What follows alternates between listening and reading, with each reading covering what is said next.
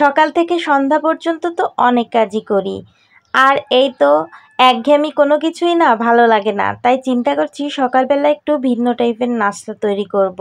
So hello everyone, আসসালামু আলাইকুম। কেমন আছেন সবাই? এই তো সকালের রান্নাবাড়া থেকেই আজকের ভিডিওটা শুরু করেছি।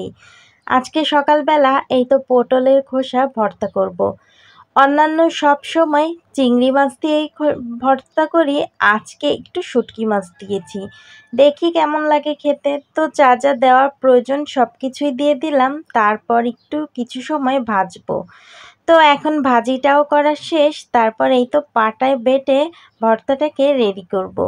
আর ভর্তা তো আপনার ব্লেন্ড করলে অতটা মজা লাগে না, তবে পাটায় বেটলে দারুণ স্বাদ হয়। তো খেতেও মাশাল্লাহ অনেক বেশি মজা হয়েছিল। ভর্তাটা একদম রেডি।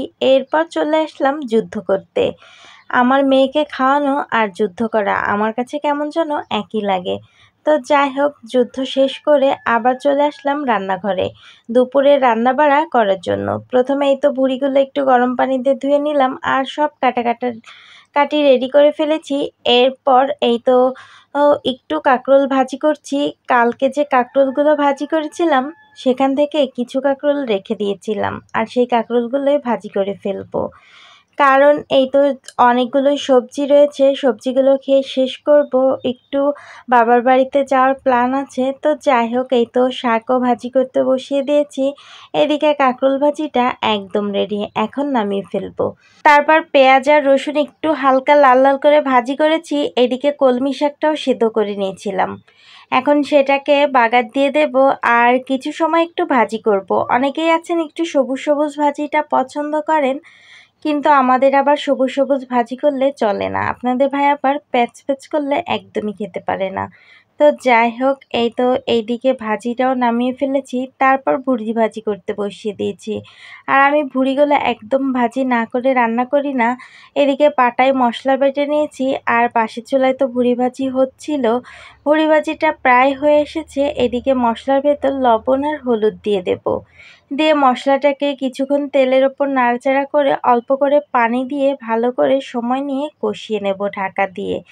আর এইদিকে আমার ভুড়ি ভাজিটা দেখুন প্রায় হয়ে এসেছে, আরও কিছুক্ষণ ভাজি হতে থাকুক। আর পাটায় বাটা মশলা দিয়ে রান্না করলে না খেতে সব কিছু অনেক ভালো হয়। আর যদি মাটির চুলায় রান্না হতো তাহলে তো আরও মজা হতো। তো যাই হোক, ভুড়ি ভাজিটা একদম কমপ্লিট। এখন আমি ভুড়িটা মশলার ভিতর কিছুক্ষণ কষিয়ে একটু পানি দিলাম, এখন প্রেসার কুকারে দিয়ে দেব। দিয়ে কিছুক্ষণ সিটি দিয়ে নিলেই কিন্তু ভুড়িটা বেশ আমার সুন্দর মতো সেদ্ধ হয়ে যাবে। আর এই তো ভুড়িটা সেদ্ধ হয়ে গেছে। এখন ভুড়ির গায়ে যে পানি আছে সেটা দিয়ে একটুখানি কষিয়ে নেব, আর কয়েক টুকরো আলু দেব। আলুগুলো আগে থেকেই ভেজে রেখেছি, আর ভুড়ির ভিতরে একটু ভাজি করা আলু দিলে খেতে বেশ ভালো লাগে। তারপর এই তো ভালো করে কষিয়ে নিলাম, এখন ঝোল দিয়ে দেব।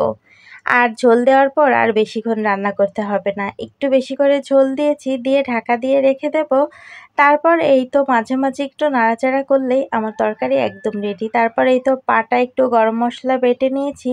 আর আমি মাংসে বলুন, মানে মাংসের যত ধরনের তরকারি আছে সব কিছুতেই গরম মশলাটা বেটে দেওয়ার চেষ্টা করি, তাহলে খেতে মাশাল্লাহ অনেক মজা হয়। সো আজকের ভিডিওটা এই পর্যন্তই। সবাই ভালো থাকবেন, সুস্থ থাকবেন। দেখা হবে অন্য কোনো ভিডিওতে। আল্লাহ হাফেজ, আসসালামু আলাইকুম।